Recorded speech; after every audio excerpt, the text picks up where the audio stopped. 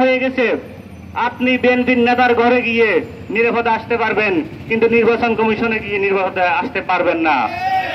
এই নির্বাচন কমিশন বিএনপির সাইড আরো বড় বিএনপি হয়ে গেছে। এখনো ক্ষমতায় আসে নাই, তারা ক্ষমতায় আসবে দেখে একেবারে ছাটার মতো করে তারা দলান্ধ হয়ে একটা পার্টিকেই তারা সার্ভ করে যাচ্ছে। আমরা হুঁশিয়ার করে বলতে চাই, আপনারা জুলাই গণঅভ্যুত্থানের শক্তি, আমাদের সহযোদ্ধা, এই জন্যই আমরা শুধুমাত্র এখনো পর্যন্ত এই সভা, সেমিনার এবং মানববন্ধন পর্যন্ত আছি।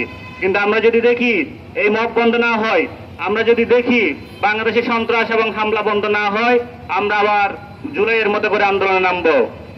আর দেখলাম রুমিন ফারহানা, বিএনপির একজন সিনিয়র নেত্রী, আমি যথার্থ সম্মান রেখে শ্রদ্ধা রেখে বলতে চাই, তিনি যেভাবে গুন্ডা স্টাইলে হাত দিয়ে ইশারা করে তার নেতা কর্মীদেরকে লেলিয়ে দিয়েছে, একজন দলের সিনিয়র নেতার যদি গুন্ডার মতো অবস্থা হয়, সন্ত্রাসের মতো অবস্থা হয়, আল্লাহ জানে তাদের নেতা কর্মীদের কোন টোকায় অবস্থা। আমরা হুঁশিয়ার করে বলতে চাই, আমরা আপনাদের শত্রু হতে এসে নাই, আমরা বন্ধু হতে আসছি।